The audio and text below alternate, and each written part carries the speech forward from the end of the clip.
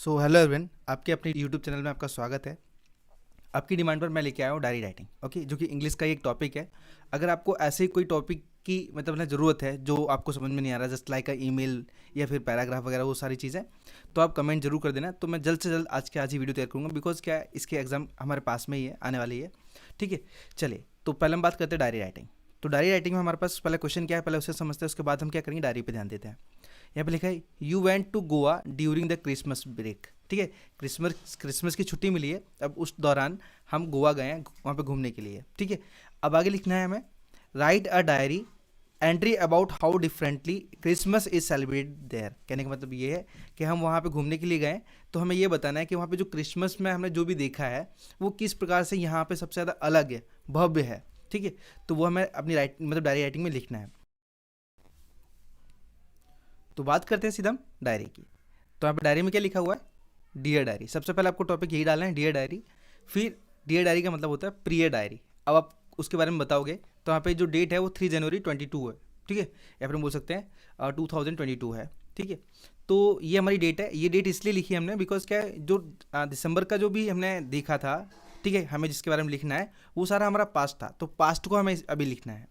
तो अब हम स्टार्ट करते हैं। So I would like to talk about my trip to Goa during Christmas. तो जिसमें मैं क्रिसमस के दौरान गोवा की अपनी यात्रा के बारे में बात करना चाहूँगा। जस्ट इस लाइन से स्पष्ट ये निकलता है। ठीक है, अगर यहाँ पे कुछ और आता है ना आपकी ट्रिप के लिए, तो आप इसी तरीके से कुछ और लिख सकते हो। यहाँ पे क्रिसमस लिखा है तो कोई और नवरात्रि लिख दो, होली लिख दो, इस तरीके से आप लिख सकते हो। ठीक है, फिर today I arrive in Goa, just मैं आज गोवा पहुँचा, and known for its beautiful beaches and vibrant culture, जो कि अपने बीचेस और कल्चर के लिए बहुत ज़्यादा जाना जाता है। And as I walk around the street I notice that the air was filled with excitement and anticipation for Christmas. कहने का मतलब ये है कि जब मैं सड़कों पर घूम रहा था तो मैंने देखा कि हवा के अंदर एक उत्साह भरा था क्रिसमस की सजावट का, वो सारी चीज़ों का। ठीक है, and the decoration were like I had never seen before, colourful lights, abroad palm trees and nativity scenes and were set up in public places। कहने का मतलब ये कि ऐसा मैंने पहले कभी नहीं देखा था। ठीक है, ऐसा पहले मैंने कभी नहीं देखा था। जैसे ताड़ के पेड़ पर रंग बिरंगी रोशनी सजी हुई थी और सार्वजनिक स्थानों पर जन्मभूमि के दृश्य स्थापित किए गए थे। ठीक है, मतलब कहने का मतलब है कि जो जन्म के दृश्य स्थान किए गए थे, और वहाँ के जो पेड़ थे ना, पाम ट्री, वो उनको इतना ज़्यादा मतलब कलरों से सजाया गया था ना, जो देखने में बहुत ही ज़्यादा भव्य लग रहे थे। ओके, तो आई होप ये वाला आपको लाइन क्लियर हो गया हो। अब बात करते हैं नेक्स्ट पॉइंट की। तो यहाँ पे लिखा है कि in the evening I attended a Christmas feast at a local restaurant and where I was serve a variety of Goan delicacies likes sorported, a spicy pork dish and fugues deep fried sweet bread। कहने का अर्थ ये कि शाम को मैंने एक स्थानीय restaurant में क्रिसमस की दावत पे भाग लिया, जहां मुझे सोरपोटेल, एक मसालेदार पार्क डिश, और फुगियास डीप फ्राइड मीठी रोटी जैसे कई तरह के गोवा व्यंजक परोसे गए। ओके, मतलब ये किसकी बात की जा रही है, रेस्टोरेंट के अंदर की। ठीक है, एंड आगे बोला गया है कि the food was accompanied by मतलब lively music and dancing sorry just wait, the food was accompanied by lively, just wait, फिर से,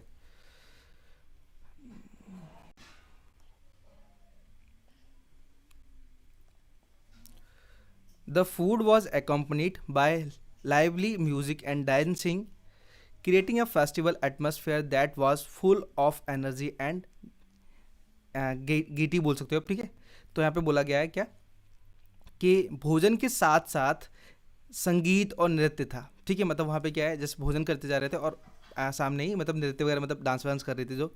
ठीक है, जिसने एक उत्सव का माहौल बनाया और जो ऊर्जा और उल्लास से भरा था। ठीक है, कहने का अर्थ आप बोल सकते हो कि खाते समय ना वहाँ पे क्या है, डांसिंग वांसिंग हो रही थी, जिस वजह से क्या है, जो हम मतलब वहाँ पे गए थे ना गोवा में, तो एक तरह की एक एनर्जी देखने को मिल रही थी हमें। ठीक है, एंड आगे लिखा है ओवरऑल, मतलब कुल मिलाकर celebrating Christmas in Goa was pleasant experience and that included tradition customs as well as the unique culture heritage of the region.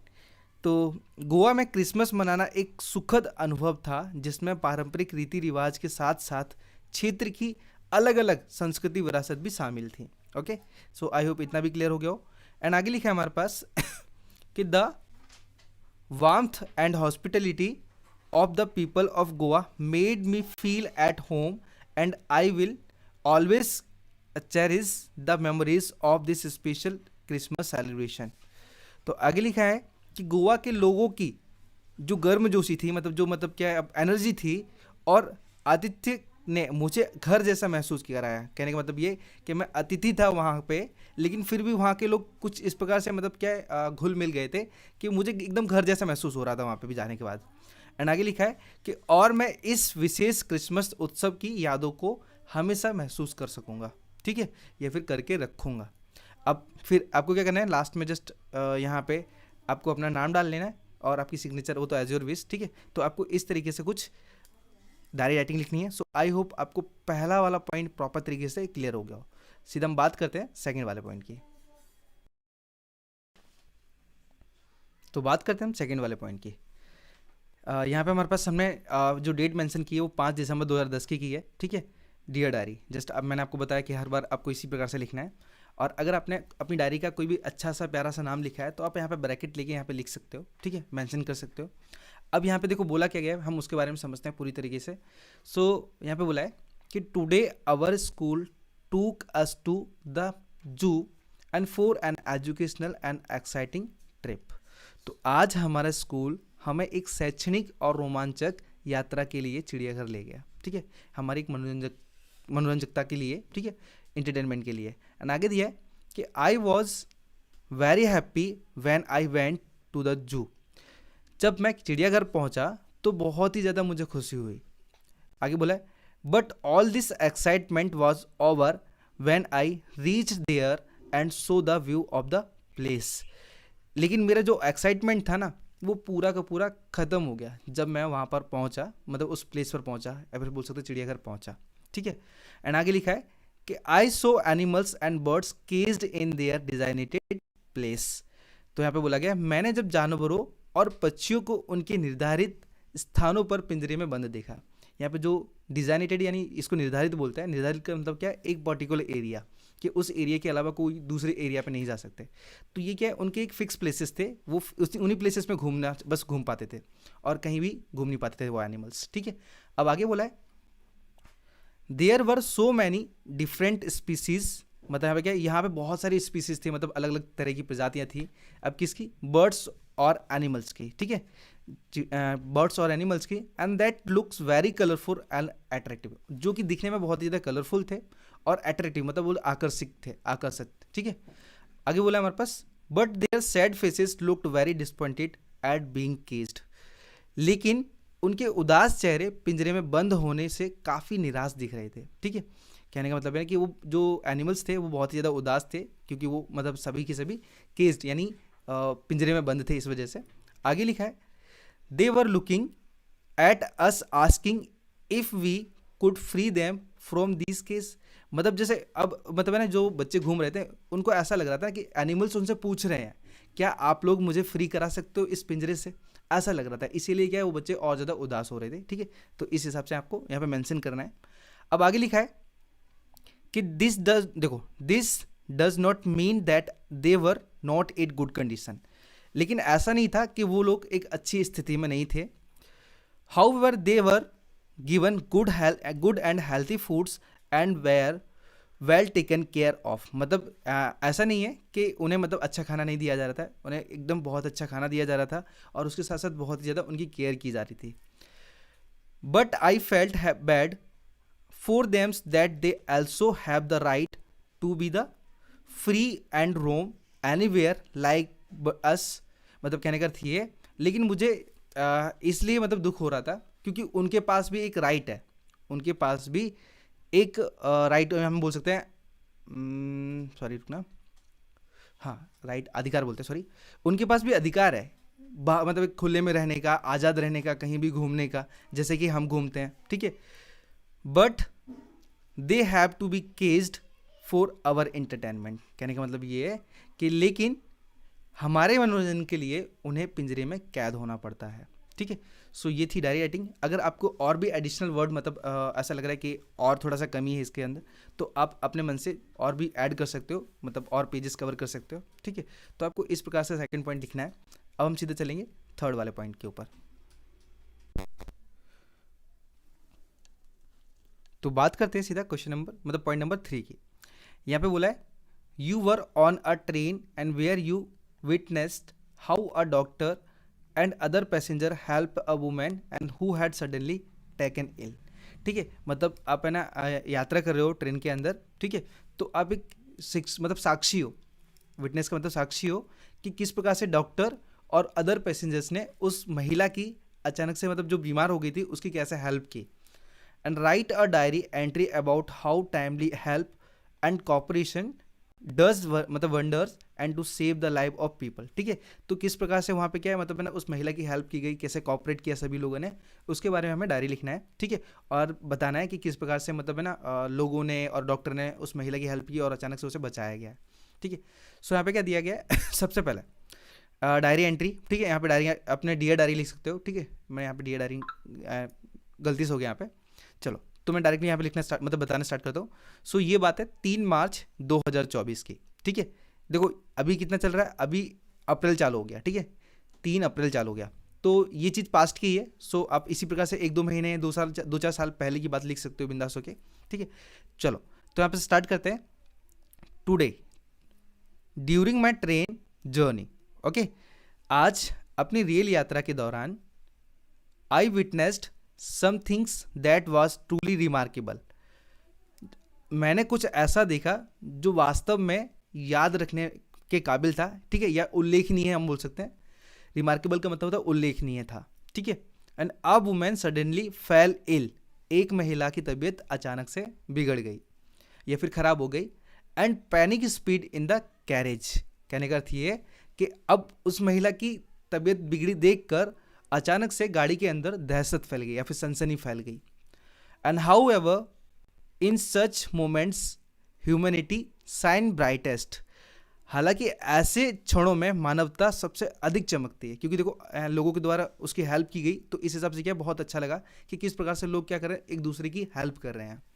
And आगे लिखा है कि a doctor among us immediately spring into action and assessed the situations and provided immediate assistance. बोला हमारे पास कि हमारे बीच एक doctor तुरंत हरकत में आया, मतलब उसने देखा कि मतलब कैसे पैसेंजर की तबीयत खराब हुई है, तो वो अचानक से फटक से निकल के आया और ऐसी स्थिति का आकलन किया, देखा कि मतलब है ना उसको प्रॉब्लम क्या है, और तत्काल सहायता प्रदान की, ठीक है। तो यहाँ पे क्या बोले, इमीडिएटली उसने जो डॉक्टर था उसने सहायता प्रदान की उस लेडीज़ को, उस वुमेन को। And the other passengers too rallied together and offering support and comfort. कहने का मतलब ये कि जो अन्य यात्री थे ना उन्होंने समर्थन दिया और आराम की पेशकश करते हुए एक साथ रैली की, ठीक है।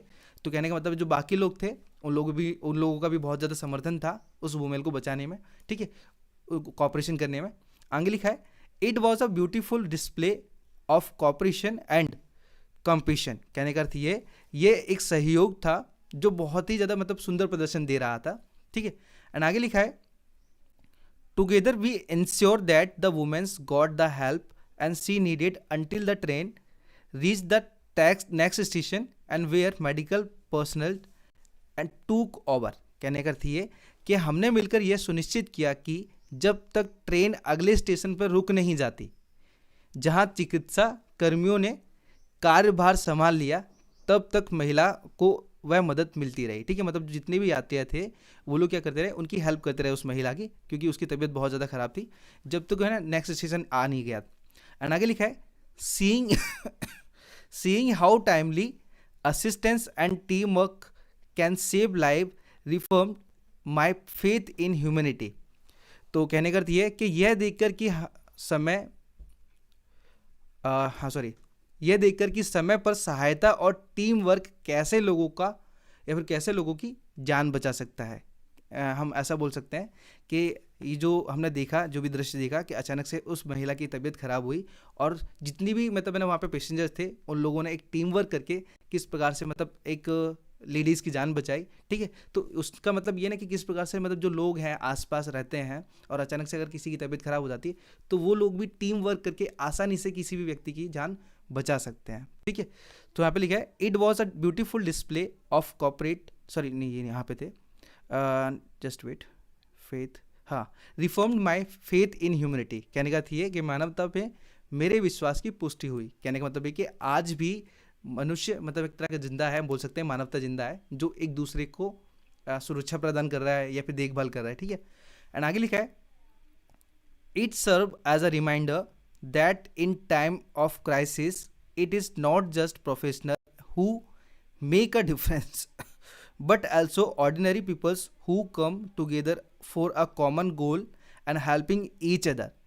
यहाँ पे कहने का अर्थ ये है कि यह एक मतलब अचानक से जो मतलब तबीयत खराब हुई कि मतलब ऐसा लग रहा था कि संकट के समय में केवल पेशेवर ही बदलाव नहीं लाते।